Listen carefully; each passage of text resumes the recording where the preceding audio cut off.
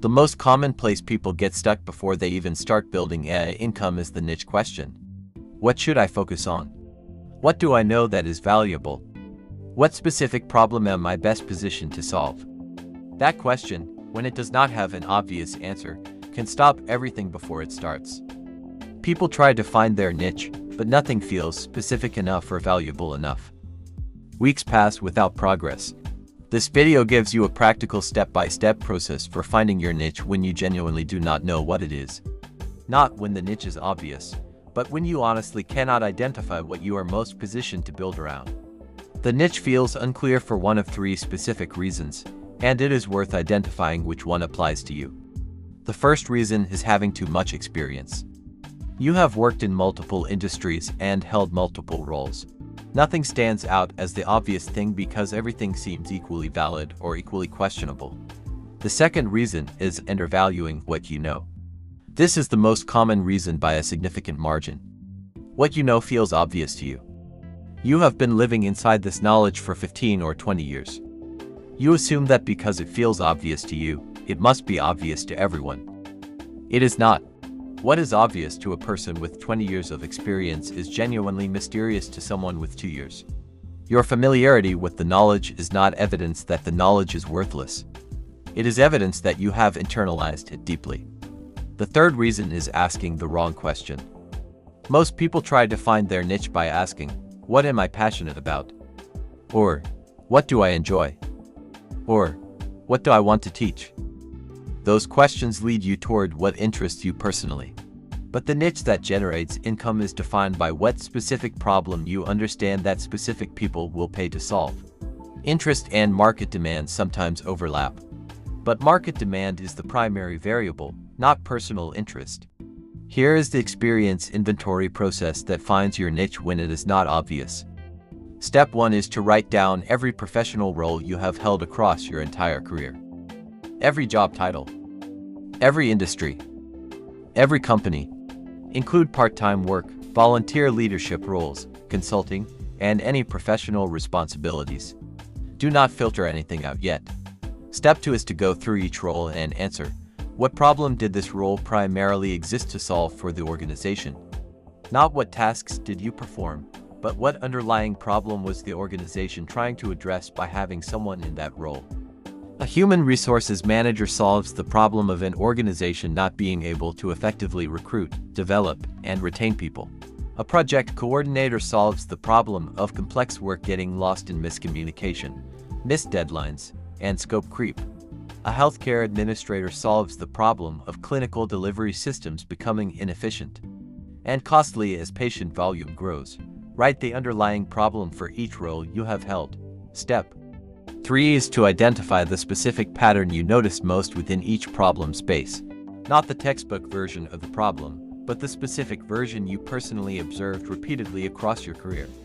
You are looking for sentences like these, "I kept seeing the same mistake happen even when systems were in place to prevent it." The standard solution that everyone recommended never actually worked because it ignored this particular factor. The thing that nobody in my field talked about openly but that explained most of the failures I witnessed was this. Those specific patterns, the things that surprised you, frustrated you, confused you until you finally understood them, are your niche. They represent specific insight that you earned through direct experience and that most people in the adjacent space do not have. Step 4 is identifying who would pay to avoid the pattern you identified. Think about the person who is currently in the role you held earlier in your career, before you developed your understanding. Think about what they are getting wrong right now because they do not yet have your insight. Think about what it would be worth to them professionally to avoid the costly mistake you watched happen over and over. That person is your audience. Their version of the problem you identified is your niche.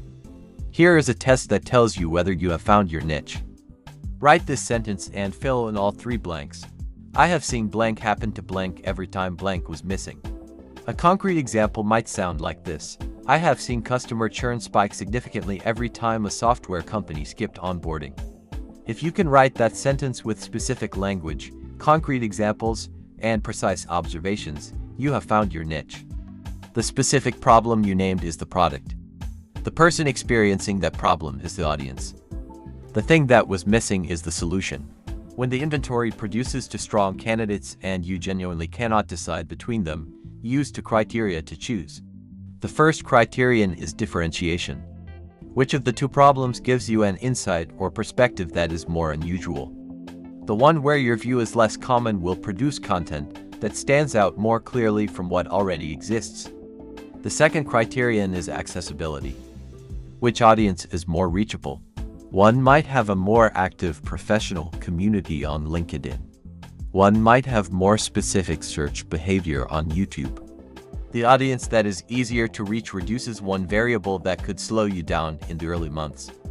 If both criteria point the same direction, you have your answer.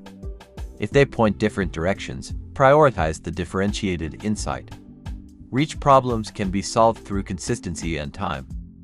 Differentiation problems are much harder to solve after you have committed. Once you have found your niche using this process, the AI Content System Starter Kit walks you through building a content system. From the very first piece of content through the first product launch. The link is in the description. And the free AI Catch-Up Calculator in the description helps you understand exactly what you are building toward. One more thing about the niche finding process that will save you time and frustration. The niche you identify through the experience inventory is rarely the final niche you end up with. It is the starting niche. The niche you test, observe, and refine over the first 2 to 3 months of content. Most people who stick with their initial niche for 3 months without any refinement are either extremely lucky or not paying attention. The right approach is to treat the initial niche as a strong hypothesis rather than a final answer. Publish content within that niche. Watch carefully for the pieces that get disproportionately higher engagement. Look at the specific topics, angles, and framings that make people say this is exactly what I needed. The pieces that hit hardest are pointing you toward the center of your niche.